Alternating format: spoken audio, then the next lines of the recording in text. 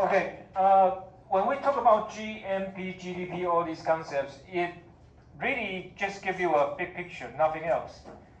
So, for example, China ranks second in terms of GDP, so it's a very big number, okay? But can anyone tell me the Chinese are rich or poor? 意味着 Chinese are rich or poor? Poor, right? Because the whole number GDP has to be divided by 1.4 billion people.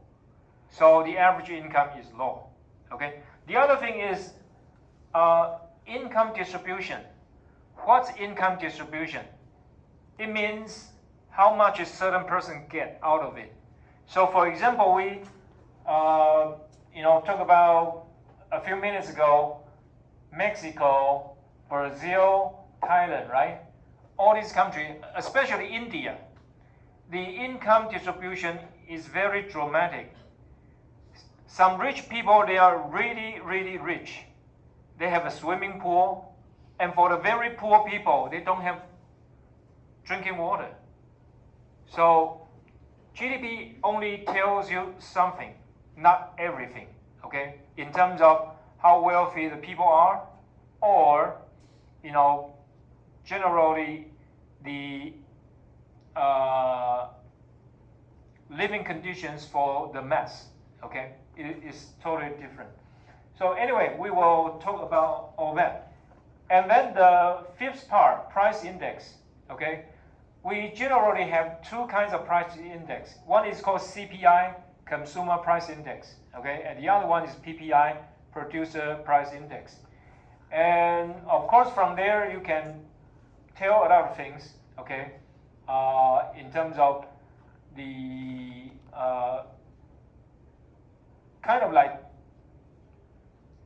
the policymakers, the central banker, okay? They have to look at all these numbers and trying to figure out what kind of policy they have to do.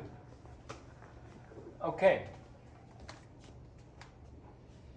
So Keynesian viewpoint. There are two basic schools, okay? What is school? Television. When we talk about school, we have one called classical school and the other one called Keynesian school. So what is the meaning of school? Television. So she's gone. Too bad.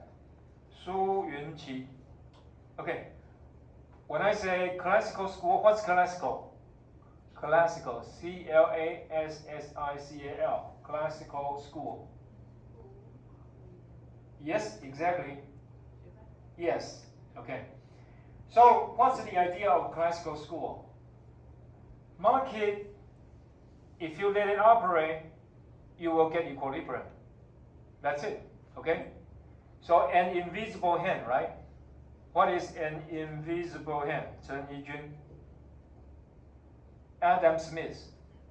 Adam Smith say there's an invisible hand that pushed the whole world into a very smooth operation, and market will work to get equilibrium. Right, invisible hand.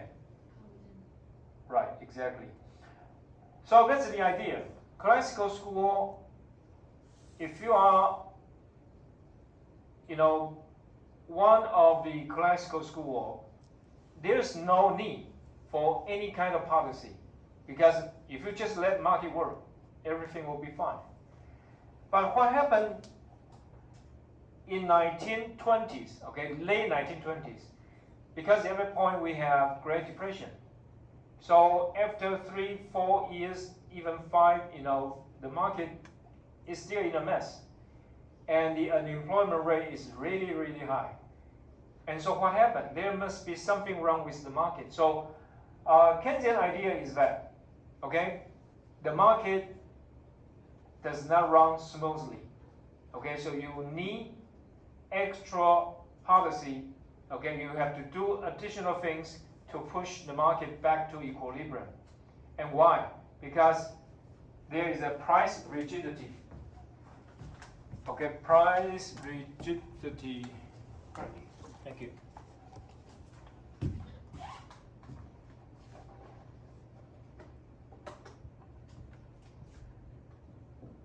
Price rigidity. One idea is that price go up quite often, right? But what about price go down? It's seldom. Okay, so I think in well, it's a long time. Anyway, so for example, about 6 years ago, the gasoline price is going down. Okay, 6 years ago. But what happened to the price? Okay, the price doesn't go down. Okay, just don't know why. So it is very easy to see price go up, okay, but it's very hard to see price go down. So for example, the price of eggs. I'm not sure how many people eat eggs every day. 2 years ago, okay, 2 years ago, there's a shortage of eggs, okay? So, Zhang Yixun, shortage of eggs. Shortage of eggs means there are few eggs because of chicken, what's that, chicken flu, okay? And so, you know, a lot of chickens got impacted and perished, they died. So if chickens die, what happened? No eggs, right? So there are much fewer eggs. So at that point, if you go to a 7-Eleven or Family Mart, what you get? A tea egg. Okay, a tea egg may cost you like $15, $20.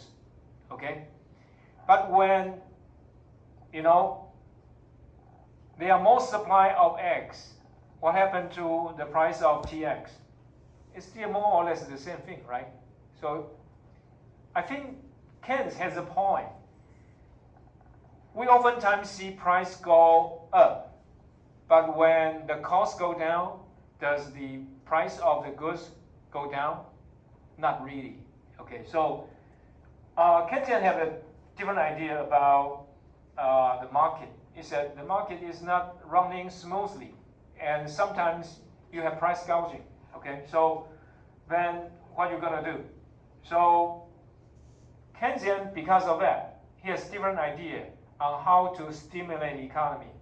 And that's the reason, you know, his idea is so popular because it makes sense. Okay, it makes sense because if there's no demand, okay, and a lot of people out of job, what you gonna do? Someone gonna invest. Someone gonna increase your spending, consume. But the point is, when the economy is not good, you don't have job, you don't have income. How are you gonna spend? So who is going to do all these? Is the government, okay? So the point is the government. So that's the basic idea. And the criticism on this is that, as I told you, right, we have two growth models. One is Keynesian, and the other one is Soto model, right? As I told you, from the viewpoint of Keynes, if you need to increase the economy, increase GDP, increase jobs, increase production, you need to increase consumption, increase spending, increase investment, okay? But Soto said, if you really want to increase economic growth, what would you need to do? You need to save more, okay? So basically these two guys, sorry, I should not use guys. These two economists, okay, they have different ideas about how the market operates. And so they have different policy, okay? And Ricardian equivalent is very special, so we're going to talk about it later. And inflation gap, deflationary gap, building stability, that is all, we will all discuss it when we get there, okay?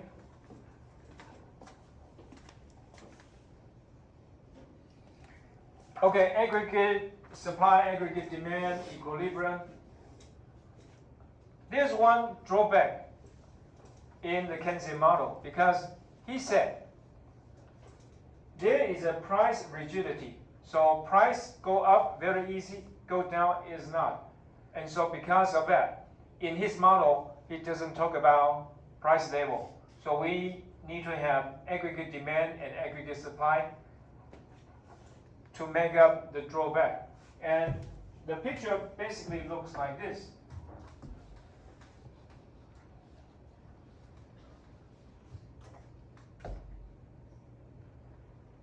So in economics, you always look at this diagram.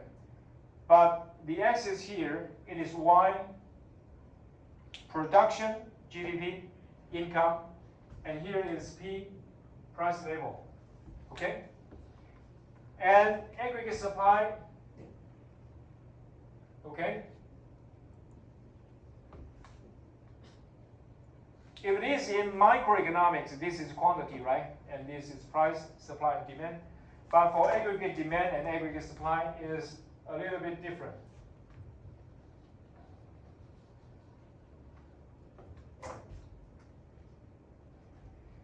So, as I say, Keynesian model comes out of Great Depression. At that time, you have a lot of unemployment, very high unemployment, and things really bad. At that point, if you increase demand, there will not be an impact on the price level. So aggregate supply at certain level is horizontal, and then it slopes positively, and then it is vertical. Because at this point, okay, the economy is at its full potential. That is the full employment production level. You cannot, okay, any economy cannot produce more than this.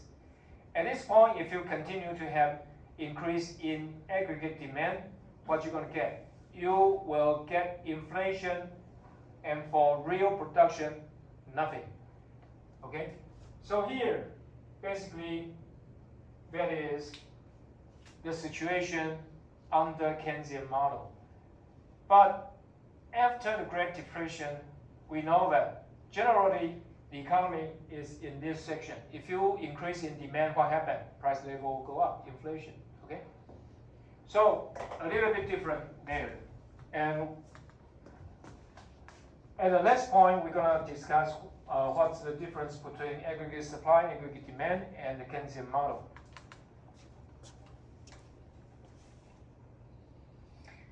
Okay, business cycle. This is the most important thing. That's part of your life. If you really want to make money out of the market, you need to know business cycle. And that's very important. Okay. So, Wang Ruyi. Okay. If we talk about it several times, very soon, the central bank of the US, the Federal Reserve, will decrease the interest rate. Okay, so I have two choices for you. Which one you're going to buy? Stocks or bonds? If you know interest is going to go down, right? Why? 因为你要买股票，你可能会去银行借钱，可是它利率降低了，所以你会负担成本就比较少。啊，债券是跟着汇率一起的。Are you sure? 应该是。Okay, so very good. So, I mean, when I ask you questions, what I want is any kind of response will be fine. Okay, because it's your idea, right? Your understanding of the market. That's very good. But lady, would you like to answer this? It's you, right? Nanzi campus. So you have two choices. We know the stock price, the interest rate going to go down, right? But we don't know whether it will go down or not, right? But a lot of people say it will. So if this is the case, you have two choices. whether you're going to buy stock or you buy bond. And the gentleman there tells us, stock is good, right? And what about you?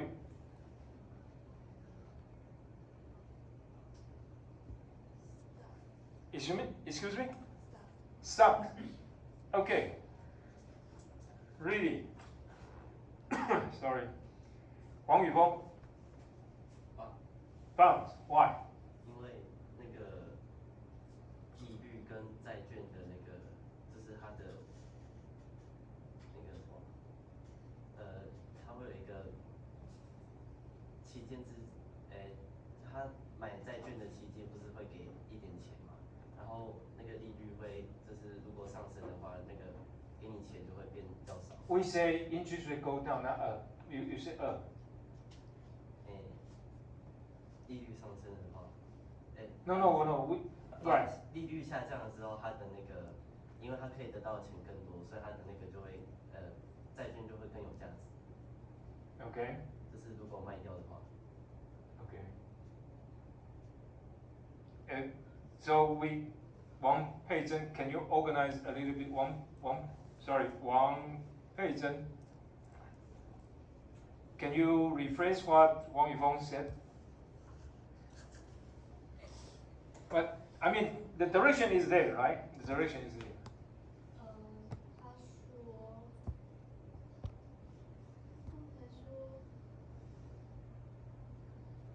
可是我的想法跟他不一样。Anyway, okay, no problem. 我也是想说要买股票。Okay. 因为买股票，对，就跟网络说的一样，就是你能负担的成本就会比较少。然后就是债券它跟利率的方向是反的，所以你的那个，是利息，你的利息如果下降的话，你的债券会比较贵，吧？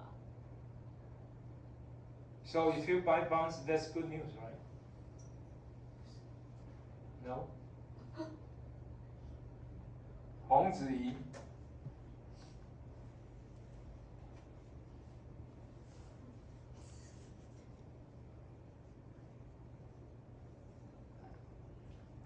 Which one? Stocks. Okay, if you buy stocks, you need to be very careful because different companies producing different goods, right? So they may have different kind of market. It's not necessarily it will go up, right? For example, if you buy TSMC today, it's going down, right?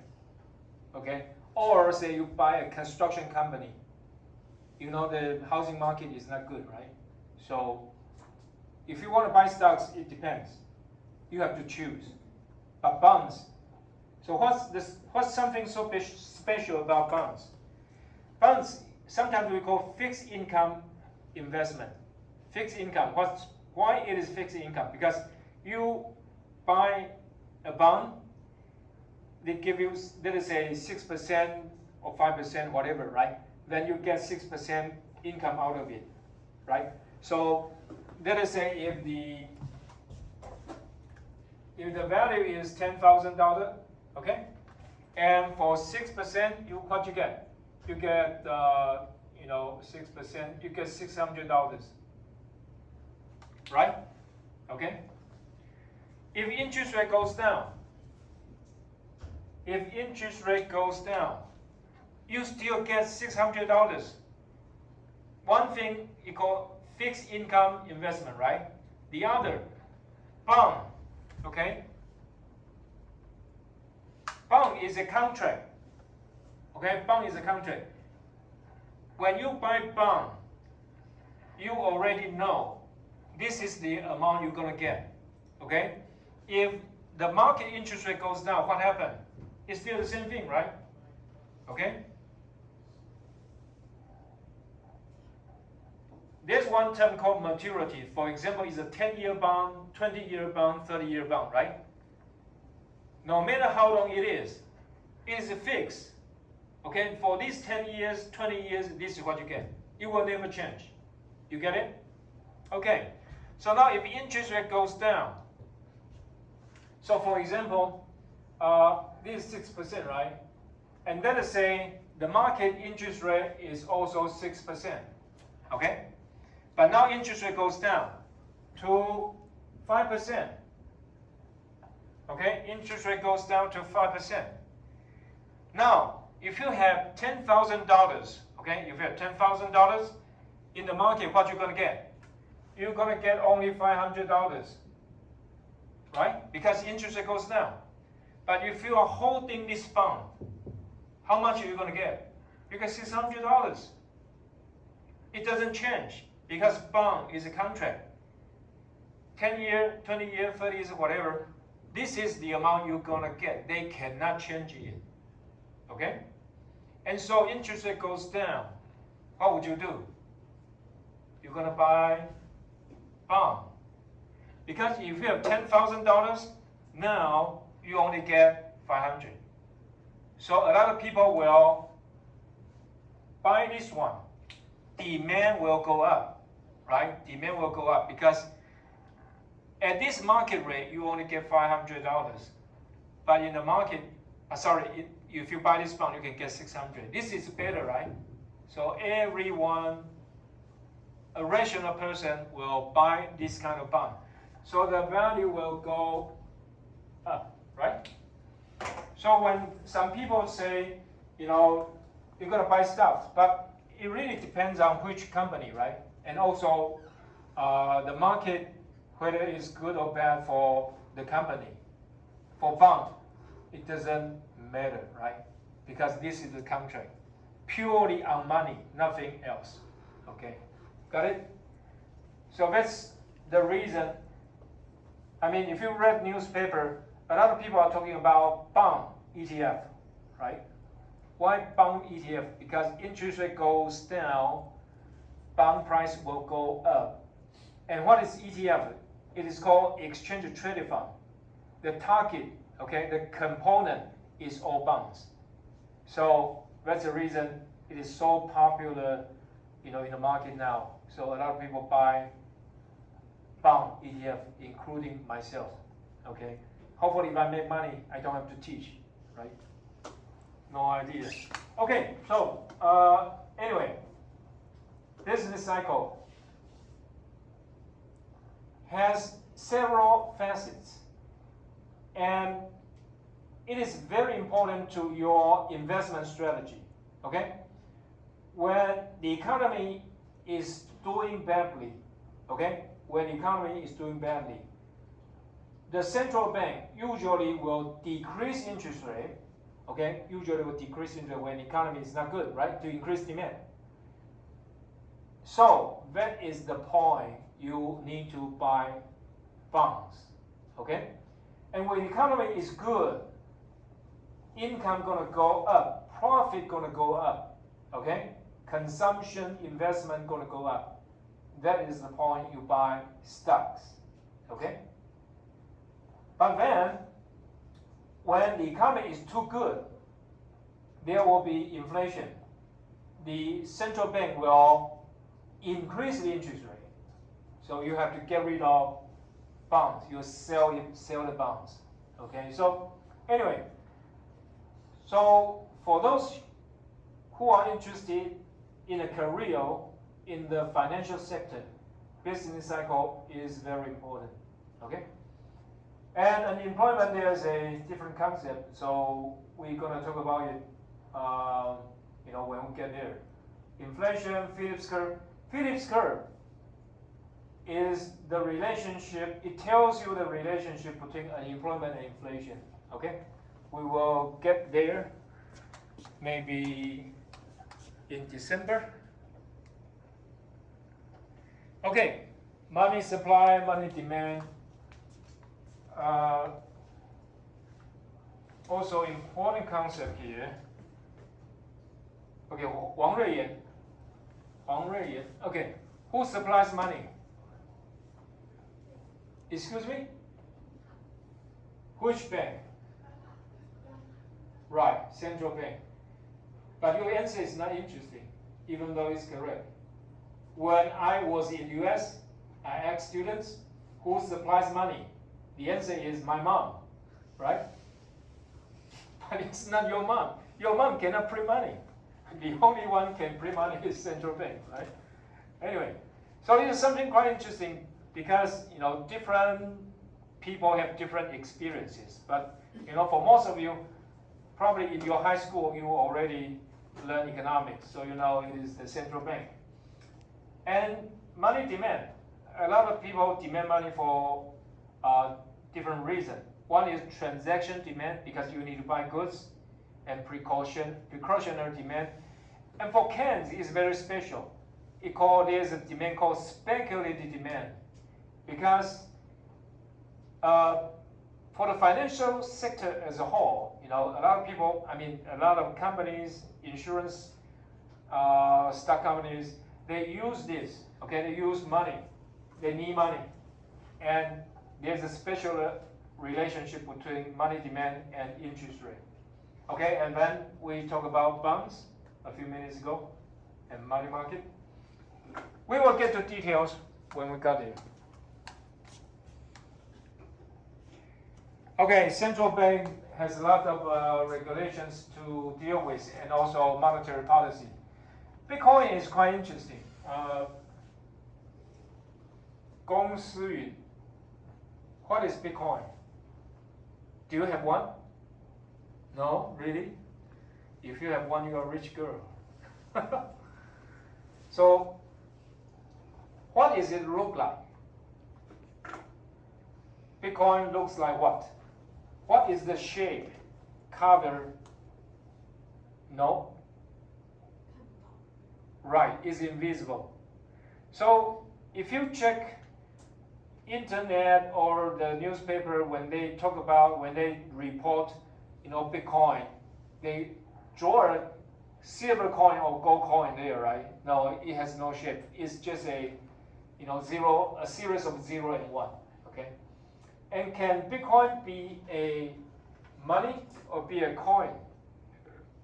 Julian, is Bitcoin money? So then we will talk about the function of money. Money has several functions. The first one is called unit of account. Okay, so how much is this microphone? Okay, how much is the power bank? How much is this computer? You measure it in terms of new Taiwan dollar, right? But can you measure everything in terms of Bitcoin? If you want to do that, it needs to have stable value. But as you know, the value of Bitcoin fluctuates, goes up, goes down, and very dramatically. So anyway, we will talk about all these things when we get to money market. That will be next year. Okay, that will be next year. And IS curve means investment is equal to saving, and LM curve means money demand equal money supply. So we have these two models get together to determine the relationships between interest rate and income. Okay, and then there are some special cases that is about monetary policy and fiscal policy. And then we're also going to compare that with Keynesian model.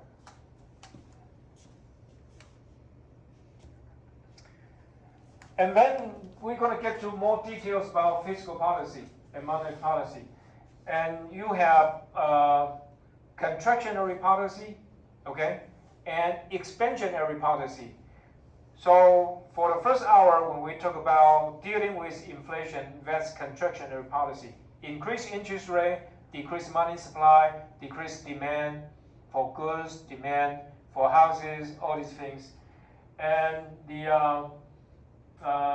and sometimes government cut taxes, okay, cut taxes. Sometimes that is called supply side policy, okay. You cut taxes, increase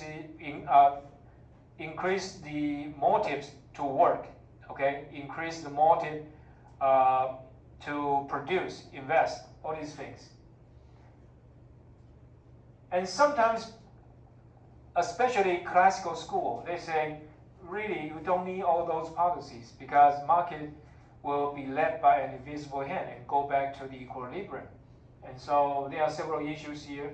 And As a matter of fact, now the general understanding is that you cannot use just monetary policy or fiscal policy. When you want to have a policy, have a true impact, you need to have both of them working together.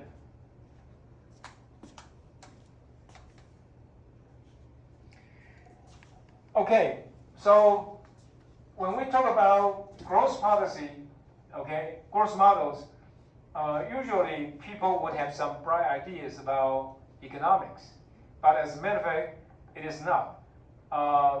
There is a person called Malthus. Malthus has some work on population, and he said, the growth of population is on geometric order, but the increase in food production, it is in arithmetic order. What does that mean? That means the number of people increase 2, 4, 8, 16, 32, okay, and this kind of we call geometric series. But for food, okay, it increased by 1, 2, 3, 4, 5, 6, 7. So in the end, the population growth will not be sustained by the increase in the production of food. So when it gets certain time, when the food production is not able to sustain people, what you're going to have? You're going to have famine. Okay, everyone's going to get hungry, and you're going to have war. You're going to have disease. And when the disease, the war, kill people, then it go back to the original situation again. So because of that, it is called dismal science. Okay. But then you have Keynesian. Okay, Keynesian model tell us something quite different, and then there's Soto. Soto model emphasize saving, and Keynesian model emphasize consumption. So that's the different points there. And then immigration. Okay, immigration is a very controversial issue in the U.S. As a matter of fact, just like in Taiwan, okay. Chen Tingyu. Okay, so do we need more people in Taiwan? Do we have shortage of labor in Taiwan? Yes. What about population? Is it going up or going down? Going down. So we need more people. That's the same thing, and even worse in, the situation is even worse in the U.S. But, Donald Trump say, we're gonna deport all the illegal immigrants. That's really nonsense. But, of course, when we say the issue is controversial, it means that, just like in Taiwan, right, we need people. But, if you have too many immigrants, how are you going to deal with it? That's totally a different kind of problem. Because all these guys, okay, all these foreigners, they come to Taiwan, go to the US, they may work, but they also need benefits, social benefits. So how are you going to deal with it? That's the reason it is very controversial. But I think we have done too little. We really need a lot of people, okay? Because there are a lot of construction sites that, don't have enough workers to work on. That's a problem. And so anyway, basically the growth of an economy can be divided into two parts. The first part is human factor. The other part is capital, okay? So if you want to increase in production, increase in GDP, increase in income, you have to have two things. Either more investment or more people. If you have more people, of course you have more labor, right? Then you can get more production. More machines, that's the same thing. Or you can have more of both. But, in terms of the population here, that's quite controversial. The government have paid a lot, okay, benefits to increase more babies, right? But this year is the year of dragon. Supposedly you're gonna have more dragon babies, but the answer is no. So anyway, okay, this is the final unit. So Taiwan get its prosperity from international trade and also international finance is very important here. If you have goods, okay, you have goods exchange, then you have money, okay? If Taiwan want to buy Boeing airplane, you need to have US dollars, okay? And if Taiwanese, okay, suppose you if you choose a by degree program and you want to go to the US, you need US dollars to to pay for tuition, a lot of things. For most economists, free trade is good. Okay, free trade is good, but sometimes there's still trade barriers. For example, Donald Trump said, if he is elected, what are you going to do? He will increase the tariff of Chinese goods by 100%. Why? Why he would do that? Okay, Feng Jie, why Donald Trump would increase the tariff? For consumers, cheaper goods is better, right? But why he would increase tariff? Exactly, okay? Because if there's a 100%, maybe 200%, whatever percentage of tariff, foreign goods gonna be more expensive, right? And so American people definitely will choose domestic goods, and they will support domestic jobs, okay? But does it make sense?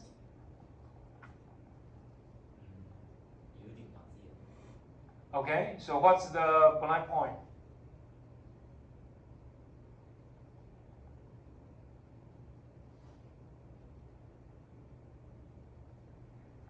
In the society, most people are consumers. Only a few producers, right? And sometimes it's kind of irony. Irony means that is supposedly it's good, but it's not. So, for example, when Donald Trump was president, he increased the tariff on steel and aluminum. What is steel? Chen Min-chong, what is steel? S-T-E-E-L, what is steel? You don't know what? If it's in steel. It's used in construction, cars, a lot. 2 words. The second word is iron. Steel. You want to say? No. Su Yunqi, steel. It used in car. Go ahead. Exactly. Okay. It sounds like, look, steel is a raw material used in everything, right? Okay? So, steel company like it because fewer imports, right? Fewer imports, and then of course their business is going to be good, and stock market and their stock price is going to go up, right? But what happened? Okay. Question: which sector employs more workers?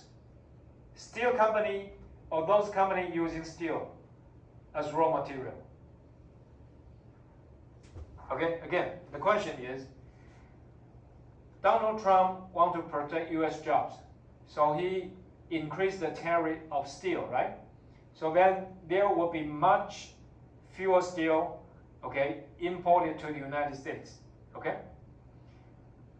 Now, is this policy right or wrong, good or bad, right? So, to determine whether it's good or not, you need to know whether the country as a whole, the United States, get benefit from this. So how many workers hire? Gosh. Okay, so see you next week. 我很快把这